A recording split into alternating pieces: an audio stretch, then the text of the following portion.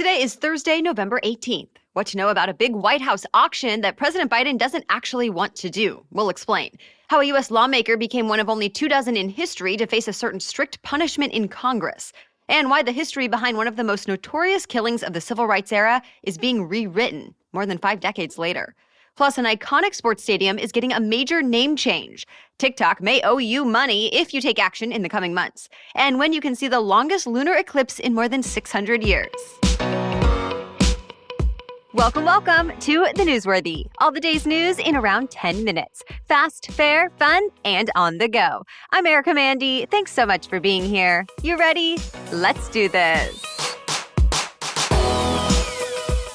Gas prices around the U.S. are the highest they've been in 7 years. And now President Biden is trying to get to the bottom of it. He's asking the FTC to figure out if oil and gas companies are doing anything illegal to profit from the situation. Biden says he thinks it's odd that gas prices are still so high, even though he says oil and gas companies' costs are going down. Right now, AAA says the national average price for a regular gallon of gas is about $3.41. That's $1.29 more than this time last year. But the American Petroleum Institute criticized Biden for making it seem like oil companies are to blame. One of the group leaders says the real problem is not price gouging, but that the oil supply still has not caught up to the higher demand since the height of the pandemic.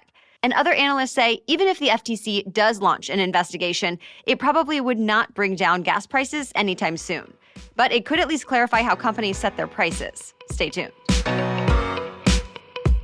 The Biden administration is letting oil and gas companies bid for more than 125,000 square miles in the Gulf of Mexico for offshore drilling. Now, to put that into perspective, that area is about double the size of Florida. Already, energy companies like Shell, BP, Chevron, and ExxonMobil have offered a combined $192 million for drilling rights on parts of the new area.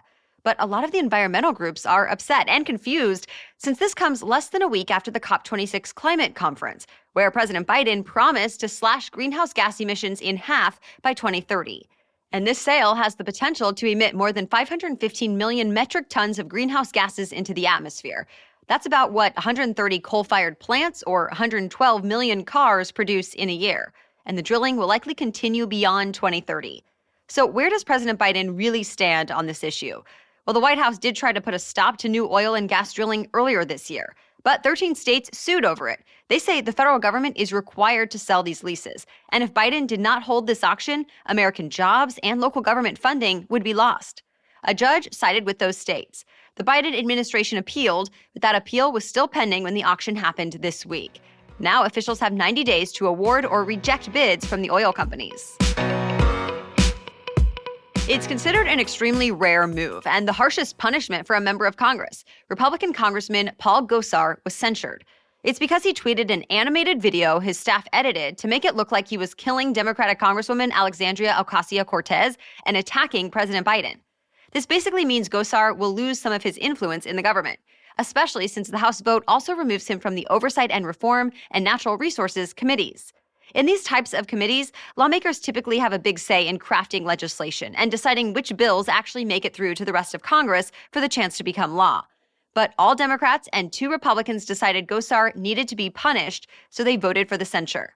At least a couple other Republicans said they don't agree with the video, but kicking people off committees is a, quote, slippery slope. Ahead of the vote, Gosar said the video was not intended to be a threat, that it's meant to be about immigration policy and, quote, symbolizes the battle for the soul of America. So he did not apologize, even though Congresswoman Ocasio-Cortez asked him to moments before his speech. The video has since been removed from his Twitter account. It's been 56 years since civil rights leader Malcolm X was assassinated, and now officials say 2 men convicted of killing him did not do it. The New York City District Attorney is clearing their names. Muhammad Aziz and Khalil Islam have always insisted they're innocent. Aziz is now in his 80s, and Islam already passed away 12 years ago. But even when they first went to trial, they had alibis, and there was no evidence linking them to the crime. A third man who was convicted admitted to the shooting back in the 70s, and he said he had 2 accomplices, but that they were not Aziz and Islam. No one else was ever arrested. So why are these cases being brought up again now? Well, it's because of a Netflix documentary series that came out last year called Who Killed Malcolm X? It raised enough questions about the case that the DA decided to review the convictions. And now he tells the New York Times it's clear that, quote, these men did not get the justice they deserved. A rapper who was widely admired in the hip-hop community was sadly shot and killed this week. Young Dolph was gunned down inside a local cookie shop in his hometown of Memphis, Tennessee. And as of this morning, no one has been arrested for the shooting. Young Dolph produced several studio albums, including 3 that reached the top 10 on the Billboard 200. Now, tributes are pouring in. People like Chance the Rapper, NBA star Donovan Mitchell, and NFL legend Deion Sanders have shared their condolences on Twitter. New data from the CDC shows more than 100,000 Americans died from drug overdoses during the first year of the pandemic. Now, that's almost 30% more deaths than the previous year, and the most ever in a 12-month period. It's also the first time the number of overdose deaths in the U.S. surpassed the death toll from car crashes and gun violence combined. 3/4 of them were caused by synthetic opioids like fentanyl. Advocates for drug users say the pandemic made opioid problems a lot worse for a few reasons. For example, it made it tougher for people in recovery to get treatment, and it isolated them from others. So this week, federal officials promised to do more. They say they'll expand access to medications that can reverse an opioid overdose. Also, a big relief bill Congress passed last spring includes $1.5 billion for substance abuse prevention and treatment. The White House is offering American drug makers billions of dollars to make more COVID-19 vaccines. The federal government wants to see at least 1 billion doses created a year to use here in the U.S. and overseas. But it's not just about COVID-19. Officials say the deal will give more money for equipment and training to make vaccines in general. So it could put the U.S. in a better spot to prepare for future pandemics, too. More news is just ahead, but first, a quick break to thank our sponsor, KiwiCo. The holidays are all about coming together with loved ones and taking an active role in creating the magic of the season. Yes, you could buy things like ornaments, for example, but isn't building your own so much more fun and rewarding? This year, KiwiCo wants to invite you and your family to make the holidays a little less prepackaged and a little more hands-on, all while learning a thing or two along the way. Our family has loved getting KiwiCo crates in the mail. We continue to get new, exciting, and high-quality toys that were chosen by the experts for my son's specific age and development. And I already have KiwiCo on my gift list for my niece, who is several years older than my son, and I know she will especially love getting mail that is just for her. She'll also love KiwiCo's real engineering, science, and art projects each month. This holiday, don't just teach kids how to buy. Teach them how to build. Give them a gift of a hands-on holiday with a KiwiCo subscription and celebrate a love for hands-on learning all year long. Get 50% off your first month plus free shipping on any crate line with code NEWSWORTHY at KiwiCo.com. That's 50% off your first month at KIWICO, KiwiCo.com with the promo code NEWSWORTHY. Staples Center is an iconic arena in downtown Los Angeles that's been home to the LA Lakers, Clippers, Kings, and Sparks for 2 decades. But starting Christmas Day, it's getting a new name. Staples Center will become Crypto.com Arena. The cryptocurrency exchange out of Singapore, Crypto.com, reportedly paid more than $700 million to get the naming rights for the next 20 years. The LA Times calls it one of the biggest naming deals in sports history. Crypto.com CEO says it's a sign of the times. The new logo will debut on December 25th when the Lakers are playing, and all of the Staples Center signage will be replaced by June 2022. Okay, so if you've used the app TikTok, you might be eligible to get some money as part of a class action settlement. The lawsuit accused TikTok of illegally collecting and using personal data from users without their permission. And now TikTok's parent company, ByteDance, has agreed to pay $92 million as part of the settlement. ByteDance says it still does not agree with the claims in the suit, despite agreeing to the payout. So who's eligible? Users who live in the U.S. and who used TikTok or its previous version called Musical.ly before October 1st of this year, and who submit a claim before March of 2022. Parents can file claims for minors. If you live in Illinois, by the way, you may be able to get up to 6 times the amount of money as other Americans, since it's the only state with a specific law addressing this type of situation. So how much money might you actually get? Well, it depends. If everyone eligible submits a claim, most people will get only about 96 cents.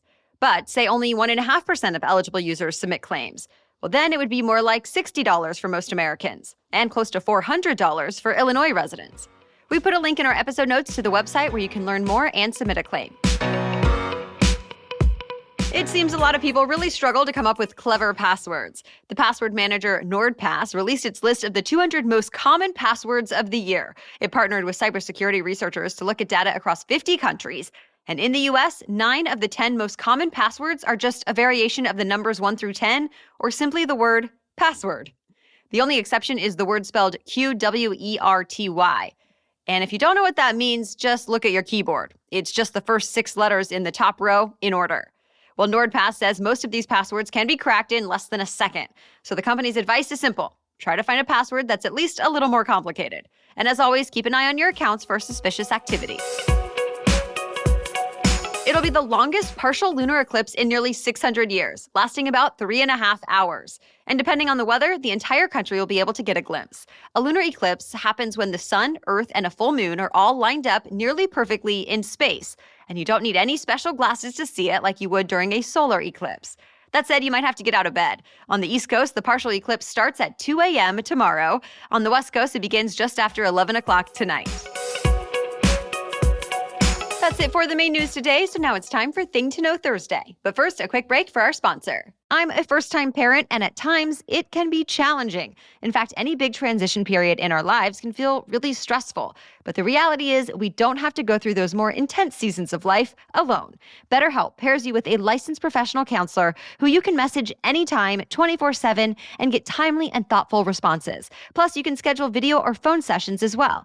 Yes, you can connect through text, phone, video, or all three, whatever helps you feel most supported. And of course, anything you share with your BetterHelp therapist is completely confidential.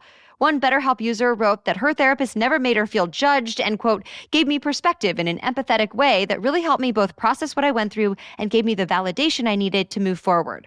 So whatever your situation, I want you to start living a happier life today. And as a listener, you'll get 10% off your first month by visiting betterhelp.com/newsworthy. Join more than 1 million people who have taken charge of their mental health. Again, that's BetterHelp, HELP, betterhelp.com/newsworthy. Now back to Thing to Know Thursday. And today we're talking about what's being dubbed the millennial baby boom. Bank of America analysts put out a note to clients this month saying they think the baby boom will happen this year, and they point to 3 signals. 1, an increase in the number of pregnancy tests sold starting in May of 2020. 2, rising birth rates. And 3, a recent Bank of America survey found more people said they were either expecting or trying to have a baby over the next year than in past surveys. The analysts also say the millennial baby boom will likely benefit big box stores like Walmart and Target and other retailers as more parents start shopping, buying everything from cribs and diapers to clothes and toys. Millennials are 25 to 40 years old, and Business Insider reports they're the largest generation right now and have the most purchasing power. Forbes points out it's also a big sign that people have confidence about the future again, and that fear from the pandemic has at least somewhat subsided. Well, thank you so much for listening and for sharing the show. We'll be back with much more news to know tomorrow. Until then, have a great day.